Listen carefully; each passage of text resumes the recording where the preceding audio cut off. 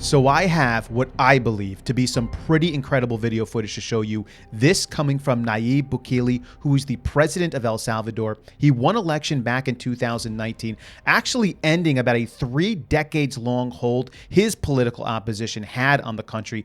And they essentially ruined that country. It was pretty commonplace for El Salvador to have 40, 50, 60 homicides per 100,000 people. In fact, in recent years, they had over 100 homicides per 100,000 people. Even the United States has under 10 homicides per 100,000 people. Now, Nayib Bukele won handedly, and he ran on that he was going to make El Salvador a safer place, and they have done just that. In fact, they are up to right now imprisoning about 1.7% of the population of El Salvador. Now, you might look at that figure and go, whoa, that's a lot of people being imprisoned. But consider this, about 80% of El Salvador was being run by gangs. And so this guy went to extreme measures, building a state-of-the-art prison that can actually hold double the amount of people that the country's prisons are holding right now.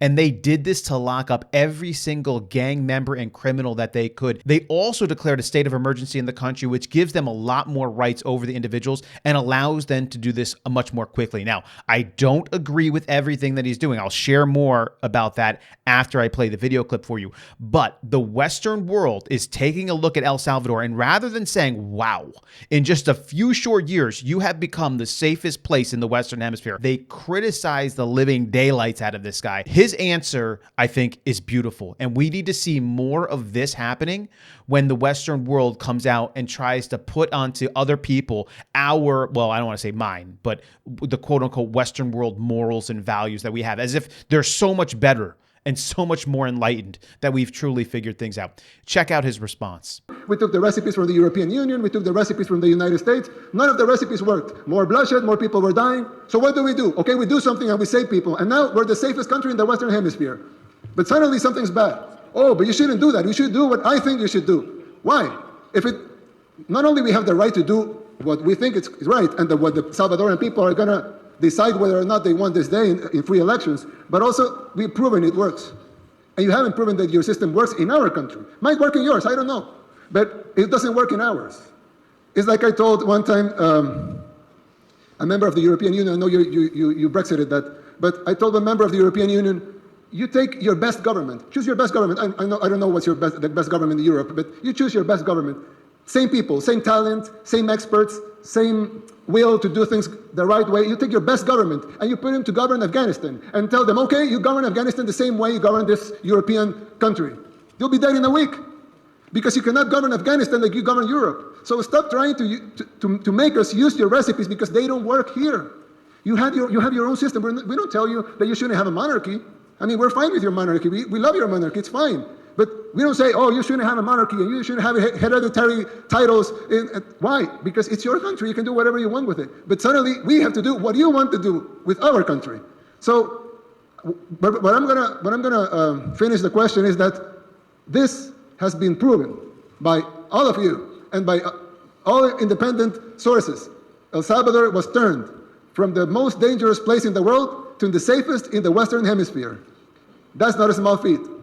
And that's not done easily. And nobody in the world has ever done it before, so fast and so clean like we have done it here, with no civilian casualties. So let me throw this chart up here just to show you how drastic this change in El Salvador has been. This guy is not lying when he says that they have become the safest country in the Western Hemisphere, at least for the data points that he's picking out here, right? It doesn't mean every data point El Salvador is the safest, but they have done an incredible job making that country a lot safer. Now, I will say this, the methods that he's using, I'm not entirely down with, only because I am a guy who does not trust the government.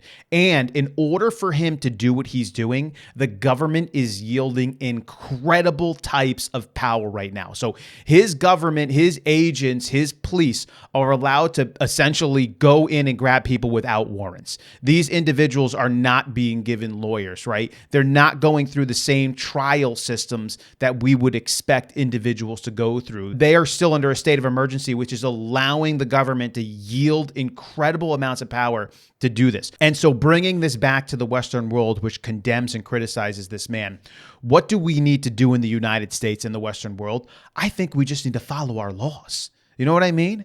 We have laws on the books that say that you should not steal, that you cannot come illegally over our border, but we won't even enforce our own laws. To the point where we will see illegal immigrants pour across this country. They'll be given housing, education, food, money, healthcare. They'll assault police officers after they have illegally come into our country. Then they'll be released without bail to go freely wherever they want by our court system, the entire time never being returned back to their country or deported anywhere. This is the type of lawlessness that we're seeing. And the reason why is because we have liberal, socialist, communist people in power, especially in our courts, in the highest places of our government. So here's a simple solution for the Western world and for the United States.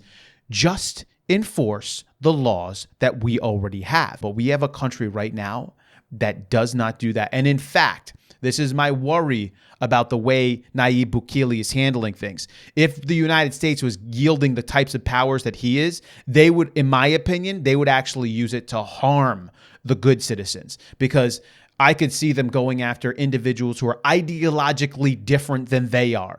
So how do we shut down conservative thought? Because that's what our government yields its power for, to shut down people that don't agree with it, not to lock up criminals, not to enforce the rules, but to silence any ideas and thoughts that are in opposition to their own. That's how our government yields its power. And that's where my worry is. That's why I wouldn't say I'm entirely down with what he's doing, because I know how governments work and I don't want governments to have that kind of power.